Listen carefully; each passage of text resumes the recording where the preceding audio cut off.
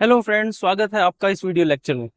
आज के इस वीडियो लेक्चर में हम डिस्कस करेंगे हमारा जो आरएएस मेंस का सिलेबस।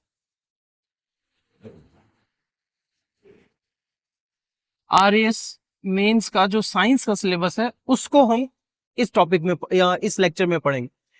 तो जैसा कि हम जानते हैं कि जो हमारा सेकंड पेपर है उसकी इकाई 2 में सामान्य विज्ञान और प्रौद्योगिकी एक यूनिट है और इस यूनिट के अंतर्गत विभिन्न जो सिलेबस है या आप कहें कि जो अलग अलग टॉपिक्स है वो दे रखे। तो इस वीडियो लेक्चर में हम स्टार्ट करेंगे फिजिक्स या भौतिकी से। तो अगर आप फिजिक्स का सिलेबस देखें तो यहाँ पर आप देख सकते हैं कि फिजिक्स के कुछ टॉपिक्स आपके सिलेबस में दिए हुए हैं। तो यहाँ पर हम बात करेंगे दैनिक जीवन में भौतिकी, गुरुत्वाकर्षण, मानव नेत्र दोष और इससे संबंधित अलग अलग जो टॉपिक यहाँ पर दिए गए। तो सबसे पहले हम बात करेंगे गुरुत्वाकर्षण की, यानी यहाँ पर एक टॉपिक है गुरुत्वाकर्षण। इस गुरुत्वाकर्षण से हम अपना जो लेक्चर है वो शुरू करेंगे। तो गुरुत्वाकर्षण क्या होता है, इसके विविध आयाम क्या क्या हैं, इस पर प्रश्न किस तरह से पूछे जाते हैं, या गुरुत्वाकर्षण से संबंधित जो विभिन्न घटनाक्रम है, उदाहरण है, या इससे दिए गए जो विभिन्न नियम है वो कौन कौन से। तो चलिए शुरू करते हैं गुरुत्वाकर्षण। गुरुत्वाकर्षण तो सबसे पहले हम देखें कि इस टॉपिक में हम क्या क्या पढ़ेंगे। चूंकि टॉपिक थोड़ा सा लेंदी है, इसमें बहुत सारे आयाम हैं, इसीलिए इसे हम 2 लेक्चर में जो है इस तरह से कवर करेंगे। तो पहला जो हमारा लेक्चर होगा लेक्चर L1 जिसके अंतर्गत हम गुरुत्वाकर्षण बल क्या होता है इसके बारे में बात करेंगे।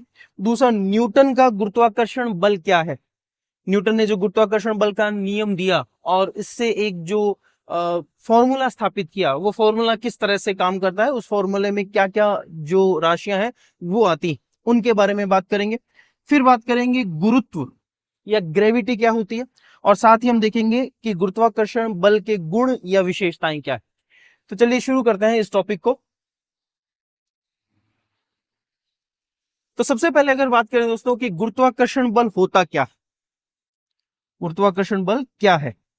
तो गुरुत्वाकर्षण बल के बारे में अगर हम बात करें तो गुरुत्वाकर्षण बल जो है वो प्रकृति में उपस्थित प्रत्येक 2 बिंदु द्रव्यमान, यानी कोई भी 2 द्रव्यमान एक दूसरे को आकर्षित करते हैं और पिंडों के बीच इस आकर्षण के बल को गुरुत्वाकर्षण बल कहा जाता है। यानी ब्रह्मांड के कोई भी 2 द्रव्यमान एक दूसरे को सदैव अपनी ओर आकर्षित करते हैं और इस आकर्षण के बल को गुरुत्वाकर्षण बल या ग्रेविटेशनल फोर्स कहा जाता है। थोड़ा समझते हैं इस पॉइंट को। जैसे मान लीजिए कि कोई भी 2 द्रव्यमान जैसे एक M1 है और एक M2, तो ये 2 द्रव्यमान हमेशा एक दूसरे की तरफ आकर्षण बल अनुभव करेंगे, या आप कहें कि ये एक द्रव्यमान दूसरे को अपनी तरफ और दूसरा द्रव्यमान पहले को अपनी तरफ आकर्षित करेगा। इस आकर्षण के बल को कहा जाता है गुरुत्वाकर्षण, गुरुत्वाकर्षण बल, ग्रेविटेशनल फोर्स। दोस्तों इस बल की खोज जो है वो आधुनिक समय में न्यूटन के द्वारा की गई थी। बल की खोज किसके द्वारा की गई है? न्यूटन के द्वारा। तो न्यूटन के बारे में एक जो प्रसिद्ध कथा हम सब जो है छोटी क्लासेस से ही जानते हैं। एक बार न्यूटन जो है वो एक एप्पल के पेड़ के नीचे सो रहे थे और अचानक से उनके ऊपर एक एप्पल आकर के गिरा और इस घटना से उनके मन में ये विचार आया कि वस्तुएं जो है ऊपर की तरफ फेंके जाने पर भी वापस धरती की तरफ ही क्यों आती।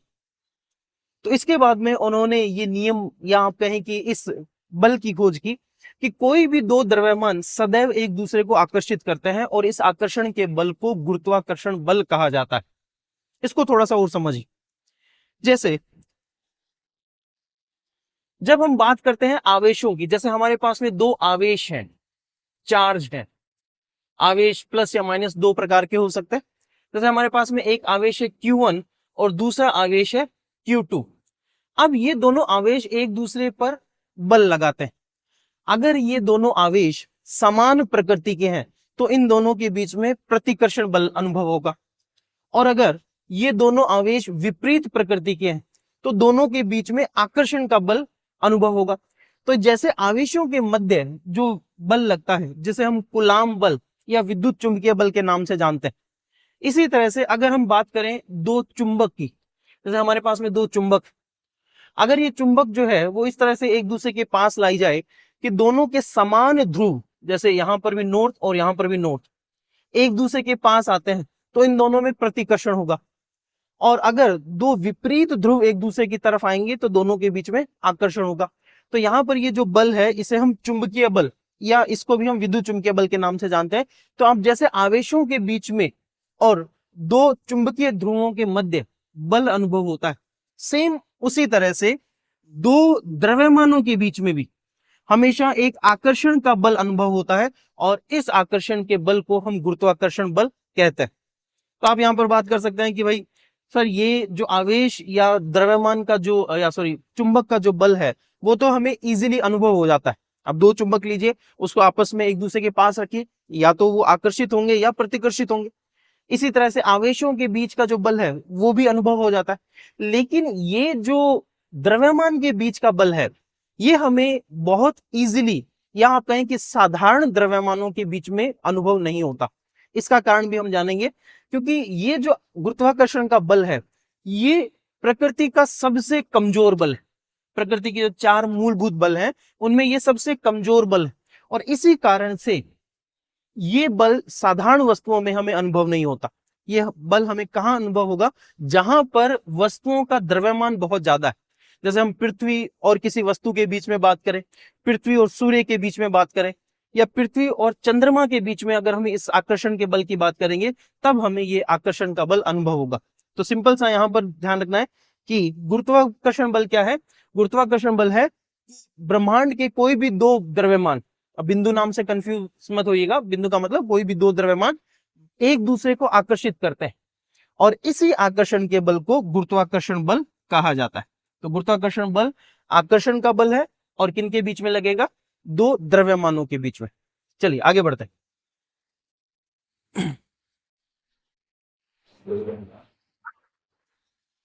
अब इसमें एक पॉइंट यहां पर है कि ग्रहों और चंद्रमा की गतियों के अध्ययन के दौरान न्यूटन ने निष्कर्ष निकाला कि गुरुत्वीय आकर्षण न केवल पृथ्वी की ओर गिरते सेब की गति और पृथ्वी के चारों ओर घूर्णन करते चंद्रमा की गति के लिए उत्तरदायी है, बल्कि ब्रह्मांड की प्रत्येक वस्तु प्रत्येक अन्य वस्तु को आकर्षित करती। यानी शुरू में जब न्यूटन के ऊपर सेब गिरा तो न्यूटन को लगा कि ये जो आकर्षण का बल है, जिसे गुरुत्वाकर्षण बल कहा जा रहा है, ये केवल पृथ्वी के अंदर ही मौजूद है, और इसी कारण से पृथ्वी अन्य वस्तुओं को अपनी ओर आकर्षित करती है, और साथ में चंद्रमा भी पृथ्वी की तरफ आकर्षित होता हुआ उसके चारों ओर चक्कर लगाता है। लेकिन धीरे धीरे जब न्यूटन ने अपने अध्ययन को विस्तारित किया और ज्यादा इस तरह से उसने ग्रहों और उपग्रहों वगैरह के बारे में जानकारी प्राप्त की, तो ये बात समझ में आई कि ये जो गुरुत्वाकर्षण बल है वो केवल पृथ्वी के अंदर नहीं, ये हर उस वस्तु के अंदर उपस्थित है जिसके अंदर द्रव्यमान। यानी गुरुत्वाकर्षण बल जो है वो द्रव्यमान की विशेषता है, और चूंकि पृथ्वी में द्रव्यमान है इसीलिए ये बल पृथ्वी के अंदर भी उपस्थित है। अब ये मानिए कि हर वस्तु जो द्रव्यमान युक्त है वो गुरुत्वाकर्षण बल प्रदर्शित करती, यानी आप और हम, कोई दूसरी वस्तु, या आप कहें कि रेत के छोटे कण भी गुरुत्वाकर्षण बल प्रदर्शित करते हैं। लेकिन चूंकि इनका द्रव्यमान इतना कम है कि इनके द्वारा लगाया जाने वाला गुरुत्वाकर्षण बल इतना कमजोर है कि वो अनुभवी नहीं होता है। तो जितने ज्यादा बड़े पिंड होंगे उनका गुरुत्वाकर्षण बल उतना ही अधिक अनुभव भी होगा, और उसके प्रभाव में विभिन्न वस्तुओं की गति हमें दिखाई भी देती। जैसे सूर्य एक बहुत बड़े द्रव्यमान वाला पिंड है, और इसका जो गुरुत्वाकर्षण बल है वो भी इतना अधिक है कि ये विभिन्न ग्रहों को, विभिन्न जो इस तरह से छोटे ग्रह हैं, धूमकेतु वगैरह, इन सबको अपनी ओर आकर्षित करके चारों ओर गति करवा लेता है। तो न्यूटन ने एक चीज नोटिस की कि जो गुरुत्वाकर्षण बल है वो केवल पृथ्वी के अंदर मौजूद नहीं है, वो हर उस वस्तु के अंदर उपस्थित है जिसमें द्रव्यमान। तो थोड़ा सा इस पॉइंट के बारे में देखते हैं कि गति के जो तीन नियम है, न्यूटन की गति के तीन नियम हम आगे के टॉपिक्स में डिस्कस करेंगे। तो गति के जो तीन नियम है उसके साथ में न्यूटन, या उन नियमों के साथ में न्यूटन ने ये जो गुरुत्वाकर्षण का नियम है ये प्रकाशित किया था। और किसमें प्रकाशित किया था? उनकी बुक फिलोसोफिया नेचुरलिस और प्रिंसिपिया मैथमेटिका, जिसे सम्मिलित रूप से क्या कहते हैं, प्रिंसिपिया कहते हैं। और कब दिया गया ये, 1687 में, यानी 17वीं शताब्दी के लगभग अंत में न्यूटन ने ये गुरुत्वाकर्षण का नियम प्रकाशित किया था अपनी बुक प्रिंसिपिया में। अब इस नियम में न्यूटन ने क्या कहा है देखिए। तो न्यूटन का गुरुत्वाकर्षण नियम काफी इंपॉर्टेंट है, कई बार सीधा सीधा एग्जाम्स में पूछा जाता है कि न्यूटन का गुरुत्वाकर्षण नियम क्या है। तो ब्रह्मांड के किन्हीं दो पिंडों के मध्य कार्य करने वाला आकर्षण बल, किन्हीं भी दो पिंडों के मध्य, ब्रह्मांड के किन्हीं दो पिंडों के मध्य कार्य करने वाला आकर्षण बल उनके द्रव्यमानों के गुणनफल के समानुपाती तथा उनके मध्य की दूरी के वर्ग के व्युत्क्रमानुपाती होता है।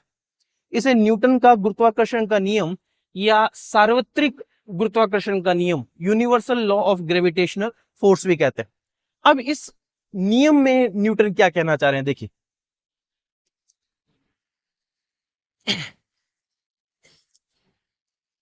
न्यूटन ने कहा कि मान लीजिए हमारे पास में दो द्रव्यमान के पिंड, एक द्रव्यमान को हम m1 और दूसरे द्रव्यमान को m2 ले लेते हैं। एक द्रव्यमान है m1 और दूसरा m2, तो दोनों को अलग अलग बताने के लिए m1 m2 लिया और ये मान लिया कि इनके बीच की दूरी r है। तो न्यूटन ने कहा कि ये जो आकर्षण का बल इन दोनों द्रव्यमानों के मध्य लग रहा है, ये बल समानुपाती है इन दोनों द्रव्यमानों के गुणनफल के, यानी ये दोनों द्रव्यमान जितने ज्यादा होंगे इस गुरुत्वाकर्षण के बल का मान उतना ही अधिक होगा। यानी एक चीज यहां पर समझिए, यहां पर ये साइन जो समानुपाती का साइन है ये बता रहा है कि जितनी राशि अधिक होगी, जितनी ये राशि अधिक होगी उतनी ही ये राशि भी अधिक होगी। यानी m1 और m2 का गुणनफल जितना अधिक होगा बल का मान भी उतना ही अधिक होगा। तो जब इस तरह से कोई राशि किसी दूसरी राशि के सीधे समानुपाती होती है, इसका मतलब है एक राशि बढ़ेगी तो दूसरी भी बढ़ेगी और एक राशि अगर कम होगी तो दूसरी भी कम होगी। तो यहाँ पर एफ का जो मान है, गुरुत्वाकर्षण बल का जो मान है, वो दोनों द्रव्यमानों के गुणनफल के सीधे समानुपाती। तो इसको हम इक्वेशन 1 दे देते हैं, यानी इसको लिख देते हैं हम इक्वेशन 1। फिर उसके बाद में न्यूटन ने एब्जॉर्ब किया, न्यूटन ने अपने प्रयोग में देखा कि ये जो गुरुत्वाकर्षण का बल है ये दोनों द्रव्यमानों के बीच की दूरी के वर्ग के व्युत्क्रमानुपाती, यानी यहां पर अगर समानुपाती के बाद 1/r² है तो इसको हम कहेंगे ये व्युत्क्रमानुपाती, इनवर्सली प्रोपोर्शनल। इनवर्सली प्रोपोर्शनल का मतलब है कि अगर एक संख्या बढ़ेगी या एक राशि का मान बढ़ता है तो दूसरी राशि कम होगी, यानी r का मान बढ़ेगा तो f की वैल्यू कम होगी। यानी दो पिंडों के बीच की दूरी अगर बढ़ती है तो गुरुत्वाकर्षण बल का मान कम होगा, और अगर दो पिंडों के बीच की दूरी घटती है, कम होती है, तो गुरुत्वाकर्षण बल का मान बढ़ता है। इसका सिंपल सा मतलब है दोस्तों कि अगर दो पिंड पास पास हैं तो उनके बीच में गुरुत्वाकर्षण बल का मान ज्यादा होगा, और अगर दो पिंड दूर दूर हैं, उनके बीच की दूरी ज्यादा है, तो उनके बीच का गुरुत्वाकर्षण बल कम होगा। जैसे अगर हम बात करें सूर्य के संदर्भ में, तो सूर्य का सबसे नजदीक का जो ग्रह है वो बुध है। तो बुध और सूर्य के बीच जो आकर्षण का बल है, जो गुरुत्वाकर्षण का बल है, उसका मान अधिक है। लेकिन जैसे जैसे पिंडों की या विभिन्न ग्रहों की सूर्य से दूरी बढ़ती जाती तो सूर्य का आकर्षण बल उन पर कम होता जाता है। तो एक चीज ध्यान रखिएगा कि जितना द्रव्यमान का गुणनफल होगा उतना बल का मान अधिक, और जितना दो पिंडों के बीच की दूरी होगी उतना ही गुरुत्वाकर्षण बल का मान कम होगा। यानी ये संबंध किस प्रकार से है कि एफ जो है वो व्युत्क्रमानुपाती है दूरी के वर्ग के। तो इसको हम इक्वेशन 2 दे देते हैं। तो अब हमारे पास में यहाँ पर दो इक्वेशन आ गई जिसमें दोनों में जो LHS है, ठीक है, लेफ्ट जो हैंड साइड का जो मान है वो इक्वल है। तो जब हम दोनों इक्वेशन को इस तरह से जोड़ेंगे तो हमारे पास में क्या आएगा कि F समानुपाती है m1 m2 अपॉन r²। तो यहां पर हमारे पास में एक नियम आ जाता है और इसी को हम न्यूटन का गुरुत्वाकर्षण का नियम या गुरुत्वाकर्षण का सार्वत्रिक नियम कहते हैं। ठीक है, और ये नियम क्या कहता है कि दो द्रव्यमान या दो पिंडों के बीच में गुरुत्वाकर्षण बल का मान उन दो पिंडों के गुणनफल के समानुपाती और बीच की दूरी के वर्ग के व्युत्क्रमानुपाती होता है। अब यहां पर ये फॉर्मूला तो हमारे पास में आ गया, लेकिन ये जो फॉर्मूला है ये समानुपात के पदों में, यहां पर आपको ये साइन जो है वो इस तरह से समानुपात का दिख रहा है।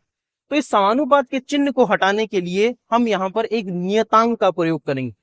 नियतांक का मतलब होता है एक ऐसा अंक जिसका मान हमेशा कांस्टेंट रहता है, जिसका मान सदैव एक रहता है या एक जैसा रहता है, एक माफ कीजिएगा कि नियत रहता है, कांस्टेंट रहता है।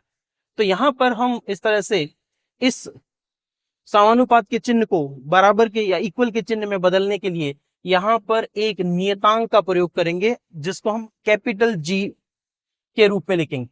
कैपिटल जी को हम कहेंगे गुरुत्वाकर्षण का सार्वत्रिक नियतांक या universal constant of gravitational force. यानी इस जी की वैल्यू जो कि प्रयोगों द्वारा ज्ञात की गई है, ये ब्रह्मांड में सभी द्रव्यमानों के लिए एक जैसी रहती। तो यहां पर हम इस तरह से इक्वेशन इस तरह बनाएंगे कि F is equal to G capital G यानी गुरुत्वाकर्षण नियतांक m1 m2 upon r square. यहां पर g जो है वो गुरुत्वाकर्षण का सार्वत्रिक नियतांक, गुरुत्वाकर्षण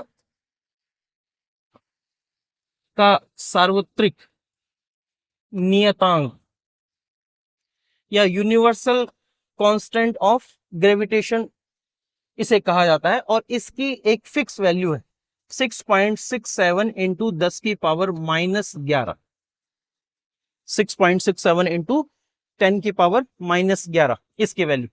तो ये जो नियम है कि जो F है या गुरुत्वाकर्षण, दो पिंडों के बीच का जो गुरुत्वाकर्षण बल है वो दो द्रव्यमानों के गुणनफल के समानुपाती और बीच की दूरी के वर्ग के व्युत्क्रमानुपाती होगा।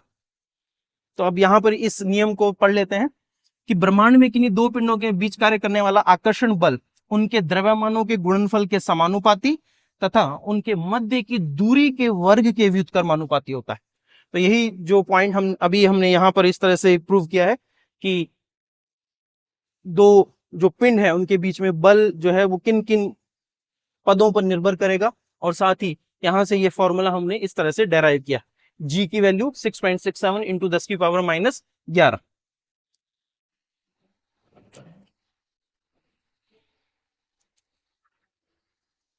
अब यहां पर इसी जो फॉर्मूले को यहां पर इस तरह से प्रूफ करके दिखाया है जो भी हमने अभी डिस्कस किया। तो यहां से आप पढ़ लीजिएगा कि m1 m2 दो द्रव्यमान हो और उनके बीच की दूरी अगर r हो तो ये जो फॉर्मूला है ये किस तरह से स्थापित किया जाता है। फिर g जो है वो समानुपाती नियतांक है जिसे सार्वत्रिक गुरुत्वाकर्षण नियतांक यूनिवर्सल ग्रेविटेशन कोएफिशिएंट या इस तरह से ग्रेविटेशनल फोर्स का यूनिवर्सल कांस्टेंट भी कहा जाता है। इसकी वैल्यू याद रखिएगा 6.67 इंटू 10 की power -11 newton metre square upon kg square इसकी मात्रक है इसका, और विमा सूत्र भी यहाँ पर m की पावर -1 l की पावर 3 और t -2 है। तो अब हमारे पास में ये बल जिसे हम गुरुत्वाकर्षण बल के नाम से जानते हैं, ये इस तरह से स्थापित हो गया कि न्यूटन ने जो गुरुत्वाकर्षण बल का नियम दिया है वो किन पदों पर निर्भर करता है, और साथ ही इस बल का जो फॉर्मूला है वो किस तरह से स्थापित किया जाता है। अब इसके बारे में थोड़ा सा और पॉइंट कि इस गुरुत्वाकर्षण बल के बारे में एक दो और मुख्य बातें। एक तो पॉइंट ये कि प्रकृति के जो चार मौलिक बल है, दोस्तों इस प्रकृति में चार मूलभूत बल माने जाते हैं। गुरुत्वाकर्षण बल, दुर्बल नाभिकीय बल, विद्युत चुंबकीय बल और प्रबल नाभिकीय बल। इन चारों बलों में सबसे दुर्बल है गुरुत्वाकर्षण बल।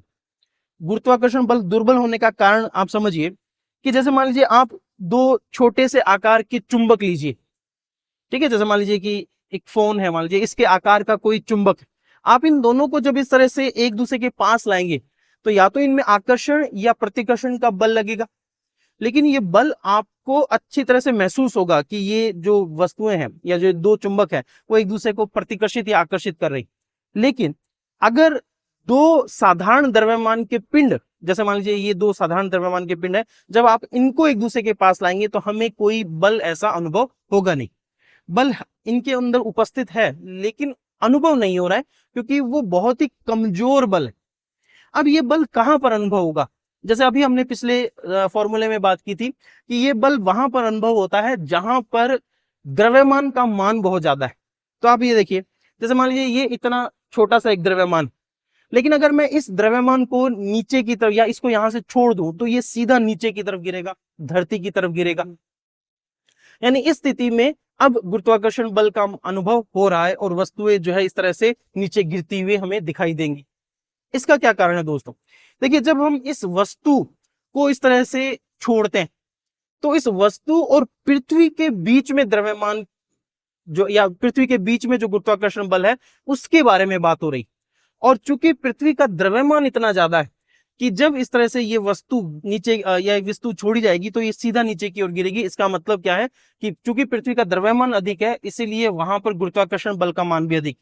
इसी तरह से पृथ्वी और चंद्रमा के बीच में, कि चंद्रमा पृथ्वी को लगातार इस तरह से चक्कर लगा रहा है या पृथ्वी सूर्य को लगातार चक्कर लगा रही, तो इसका कारण यह है कि चूंकि इन पिंडों का द्रव्यमान बहुत ज्यादा है, इस कारण से यहां पर हमें ये गुरुत्वाकर्षण बल अनुभव होने लगता है। बाकी साधारण वस्तुओं में, जैसे हमारे आसपास बहुत सारी वस्तुएं, उन वस्तुओं के बीच में हमें ये बल अनुभव नहीं होगा। और अच्छी बात है कि गुरुत्वाकर्षण बल जो है वो इतना कमजोर है।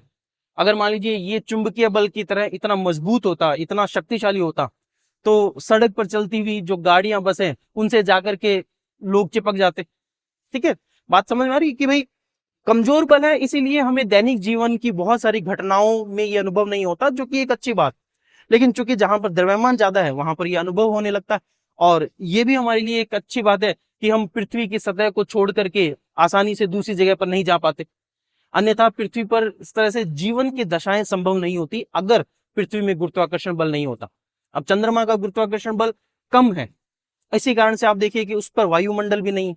अब पृथ्वी का गुरुत्वाकर्षण बल अधिक है, इसी कारण से पृथ्वी पर वायुमंडल उपस्थित। तो बात कर रहे थे हम चार मौलिक बलों की। तो चार मौलिक बलों में गुरुत्वाकर्षण सबसे कमजोर बल, लेकिन जहां पर द्रव्यमान अधिक मिलेगा वहां पर यह बल जो है वो ठीक ठाक अनुभव होगा। सूर्य के द्रव्यमान की वजह से सूर्य जो है वो अरबों किलोमीटर दूर स्थित पिंडों को भी अपने चारों ओर गति करवा लेता। दूसरा, कि ब्रह्मांड के प्रत्येक कण या पिंड के बीच उनके द्रव्यमान के कारण यह बल लगता है। तो अब से एक पॉइंट ध्यान रखना है दोस्तों कि आवेशों के बीच जैसे स्थिर वैद्युत बल लगता है, इसी तरह से चुंबकीय ध्रुव के बीच में जैसे चुंबकीय बल लगता है, चुंबकीय ध्रुवों के बीच में जैसे चुंबकीय बल लगता है, उसी तरह से द्रव्यमानों के मध्य हमेशा गुरुत्वाकर्षण बल लगेगा, हमेशा गुरुत्वाकर्षण बल लगेगा। अनुभव होता है या नहीं ये अलग बात, कि अगर गुरुत्वाकर्षण या द्रव्यमान का मान बहुत कम है तो ये बल हमें अनुभव नहीं होगा, लेकिन लगेगा हमेशा, चाहे वो छोटे से छोटे दो रेत के कण हो या बड़े से बड़े खगोलीय पिंड हो, सबके मध्य ये गुरुत्वाकर्षण बल उपस्थित होता है। लेकिन अनुभव कहां होगा? जहां पर इसका मान बहुत ज्यादा होगा, या आप कहें कि दोनों पिंडों में से कम अगर एक खगोलीय पिंड है तब हमें यह बल अनुभव होगा।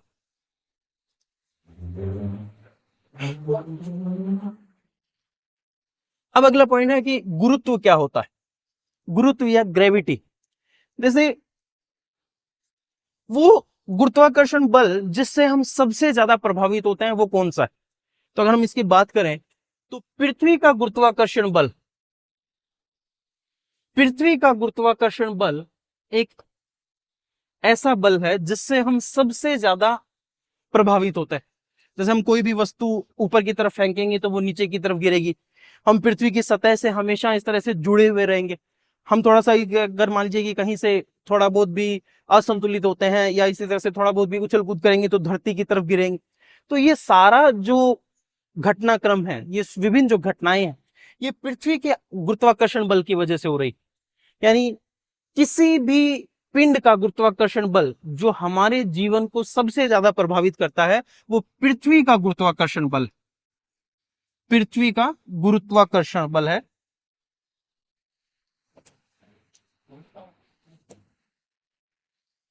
गुरुत्वाकर्षण बल है। तो इस पृथ्वी के गुरुत्वाकर्षण बल को हम अलग से एक टर्म देते हैं, गुरुत्व। गुरुत्व यानी गुरुत्वाकर्षण बल जो पृथ्वी का है उसको हम क्या कहेंगे, गुरुत्व या ग्रेविटी कहेंगे। तो पृथ्वी के गुरुत्वाकर्षण बल को अलग से बताने के लिए उसको एक अलग टर्म दे दी, गुरुत्व। तो यहां देखिए, न्यूटन के गुरुत्वाकर्षण नियम के अनुसार दो पिंडों के बीच एक आकर्षण का बल कार्य करता है, और यदि इनमें से एक पिंड पृथ्वी हो तो इस आकर्षण बल को हम गुरुत्व कहेंगे। यानी गुरुत्व वह आकर्षण बल है जैसे पृथ्वी किसी वस्तु को अपने केंद्र की ओर खींचती। तो यहाँ पर ध्यान देने वाली बात यह है दोस्तों कि पृथ्वी का जो गुरुत्वाकर्षण बल है वो सदैव उसके केंद्र की तरफ लगता है। यानी पृथ्वी का जो गुरुत्वाकर्षण बल है उसकी दिशा, जैसे अगर पृथ्वी है, थोड़ी जैसे अगर ये पृथ्वी है तो पृथ्वी का जो गुरुत्वाकर्षण बल है वो हमेशा इसके केंद्र की तरफ लगेगा, किसी भी डायरेक्शन से। अगर कोई वस्तु यहां पर है तो उस वस्तु पर पृथ्वी के केंद्र की तरफ लगेगा, यहां पर है तो भी उसको केंद्र की तरफ लगेगा। यानी इस बल की दिशा हमेशा पृथ्वी के केंद्र की तरफ होती।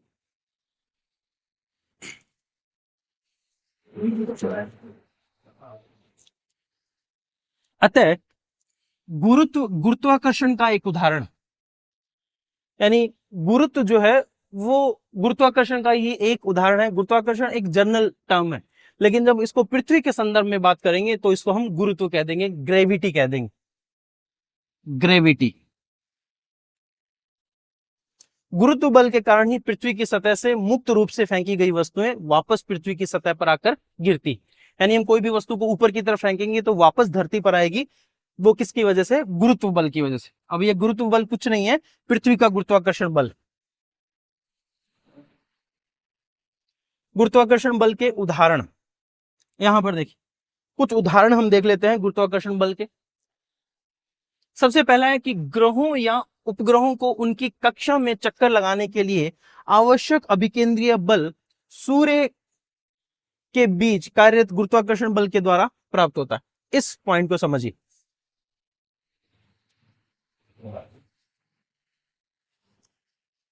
जैसे कोई वस्तु किसी दूसरी वस्तु के चारों ओर घूमती है, जैसे मान लीजिए ये कोई वस्तु है और इसके चारों ओर इस तरह से चक्कर लगा रही, तो वो बल जो इस वस्तु को केंद्र की तरफ अनुभव हो रहा है इसको हम कहते हैं अभिकेंद्रीय बल। इस बल को क्या कहेंगे, अभिकेंद्रीय, अभिकेंद्रीय बल यानी सेंट्रीपिटल फोर्स। अगर ये अभिकेंद्रीय बल नहीं हो दोस्तों तो ये वस्तु जो है वो सीधी गति करती हुई निकल जाएगी। तो वस्तु को इस तरह से पथ को मोड़ने की, जैसे यहां आएगी तो ये अभिकेंद्रीय बल इधर लगेगा तो वस्तु थोड़ा इधर की तरफ मुड़ जाएगी। जब ये इधर आएगी तो ये अभिकेंद्रीय बल इधर लगेगा, और जब वस्तु यहां होगी तो ये इधर लगेगा। इसकी वजह से वस्तु जो है वो इस केंद्र के चारों ओर घूमती रहती। तो ऐसा बल जो इसको केंद्र के चारों ओर घुमाने में मदद करता है उसे हम क्या कहेंगे, अभिकेंद्रीय बल। जैसे मान लीजिए एक पत्थर पर हम एक धागा बांध करके इसको घुमाते हैं, तो इस धागे में जो तनाव उत्पन्न हो रहा है, एक टेंशन का फोर्स यहां पर हमें अनुभव होगा। इस तनाव बल की वजह से ये पत्थर जो है वो यहां पर इस पॉइंट के चारों तरफ घूमेगा, चाहे हम उसे हाथ में पकड़ के घुमा रहे हो या इस तरह से किसी और जो है वस्तु के साथ में ये बंधा हो। तो इस तनाव बल की वजह से अभिकेंद्रीय बल मिल रहा है, या इस तनाव बल को ही हम यहाँ पर अभिकेंद्रीय बल कह देंगे, और इसकी वजह से वस्तु इसके चारों ओर घूमती रहेगी। लेकिन अगर ये धागा यहाँ पर टूट जाए, यानी तनाव बल यहाँ से नष्ट हो गया, अभिकेंद्रीय बल खत्म हो गया, तो ये वस्तु केंद्र की तरफ नहीं जाएगी, ये सीधी यहाँ पर गति करेगी। तो जो भी पिंड ब्रह्मांड में किसी दूसरे पिंड के चारों ओर चक्कर लगा रहे हैं, जैसे पृथ्वी के चारों ओर चंद्रमा चक्कर लगा रहा है, या इसी तरह से सूर्य के चारों ओर पृथ्वी और अन्य ग्रह चक्कर लगा रहे हैं, तो इन ग्रहों के चक्कर लगाने के पीछे जो अभिकेंद्रीय बल है, जैसे यहां पर हम बात करें सूर्य की और यहां पर है पृथ्वी, तो पृथ्वी जो ये चक्कर लगा रही है सूर्य के चारों ओर, इस चक्कर में जो अभिकेंद्रीय बल है जिसकी वजह से पृथ्वी चक्कर लगा रही है, वो अभिकेंद्रीय बल, गुरुत्वाकर्षण बल। इसी तरह से पृथ्वी के चारों ओर चक्कर लगा रहा है चंद्रमा, तो चंद्रमा पृथ्वी के चारों ओर जो चक्कर लगा रहा है उसके लिए भी जो अभिकेंद्रीय बल उत्तरदायी है, वो पृथ्वी और चंद्रमा के बीच लगने वाला आकर्षण का बल या गुरुत्वाकर्षण का बल। तो दो चीजें ध्यान रखिएगा यहाँ पर दोस्तों की, पृथ्वी के चारों ओर चंद्रमा की गति और ग्रहों या पृथ्वी की सूर्य के चारों ओर गति, इनके लिए भी गुरुत्वाकर्षण बल ही जिम्मेदार। इसी तरह से सूर्य भी आकाशगंगा के केंद्र के चारों ओर चक्कर लगा रहा है, इसके लिए भी गुरुत्वाकर्षण बल ही जिम्मेदार।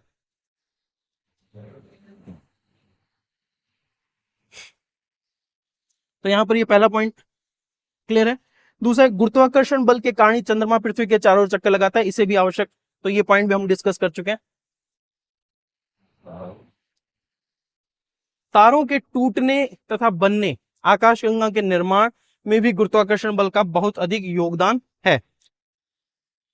जैसे हम जानते हैं कि ब्रह्मांड की उत्पत्ति बिग बैंग की घटना से हुई, और इस बिग बैंग की घटना के अंदर विभिन्न जो द्रव्यमान है, या आप कहें कि जो एक बहुत ही बड़ा, या आप कहें कि घनत्व वाला जो एक पिंड था, उसका द्रव्यमान जब इस तरह से अलग अलग जगहों पर बिखरा, तो उन विभिन्न द्रव्यमानों के कणों के मध्य गुरुत्वाकर्षण बल की वजह से निहारिकाओं या नेबुला वगैरह का निर्माण हुआ, जिनसे तारों की उत्पत्ति हुई। और फिर जैसे जैसे तारे बनते गए, तो तारों के मध्य गुरुत्वाकर्षण के बल की वजह से तारों ने अपने विभिन्न समूह बना लिए, और इन्हीं तारों के समूह को हम आकाशगंगा कहते हैं। तो ये आकाशगंगाओं के निर्माण में, तारों के टूटने बनने वगैरह में भी गुरुत्वाकर्षण बल का बहुत अधिक योगदान। तो इस ब्रह्मांड में जो विभिन्न खगोलीय पिंड हमें दिखाई दे रहे हैं, उनके बनने में या उनकी गतियों के पीछे गुरुत्वाकर्षण बल का ही प्रमुख रोल है, प्रमुख भूमिका। पृथ्वी सूर्य के चारों ओर घूम रही हो या चंद्रमा पृथ्वी के चारों ओर घूम रहा हो, इसके लिए भी गुरुत्वाकर्षण बल ही जिम्मेदार। यहाँ पर एक चित्र आपको दिखाया गया है, जिसमें विभिन्न खगोलीय पिंड या ब्रह्मांड में जो अलग अलग इस तरह से खगोलीय पिंड है, जो तारे हैं, ग्रह हैं, उपग्रह वगैरह, या इसी तरह से पृथ्वी का जो सौर मंडल, या सॉरी सूर्य का जो सौर मंडल है, पृथ्वी का नहीं, माफ कीजिए, ये जो इस तरह से यहाँ पर हमारा जो ग्रह है पृथ्वी या बाकी जो अन्य ग्रह, ये सूर्य के चारों ओर घूम रहे हैं, इसका भी कारण गुरुत्वाकर्षण बल। अब अगला पॉइंट देखते हैं कि गुरुत्वाकर्षण बल की विशेषताएं या इसके गुण क्या है। तो दोस्तों सबसे पहला पॉइंट तो यही है कि गुरुत्वाकर्षण का बल जो है वो सार्वत्रिक आकर्षण का बल, यूनिवर्सल अट्रैक्शन का फोर्स, या आप कहें कि हमेशा ये बल आकर्षण का ही रहेगा। यानी यूं आप इसको मान सकते हैं कि दो द्रव्यमानों के मध्य कभी प्रतिकर्षण नहीं होगा, सदैव आकर्षण ही अनुभव होगा। जैसे आवेशों की अगर हम बात करें, तो आवेशों की जब बात करते हैं तो हम आवेशों में बात क्या लेते हैं कि भाई अगर समान प्रकृति के आवेश हैं तो एक दूसरे को प्रतिकर्षित करेंगे। इसी तरह से अगर चुंबक की बात करें तो समान ध्रुव अगर एक दूसरे के पास आ रहे हैं तो उसमें प्रतिकर्षण होगा, विपरीत ध्रुवों में आकर्षण होगा। लेकिन द्रव्यमानों की जब बात करेंगे तो ये चीज हमेशा रहेगी कि द्रव्यमान सदैव एक दूसरे को आकर्षित ही करते हैं, यानी इनके मध्य हमेशा आकर्षण का ही बल होगा। गुरुत्वाकर्षण बल में प्रतिकर्षण का गुण नहीं पाया जाता, ये सदैव आकर्षण का बल।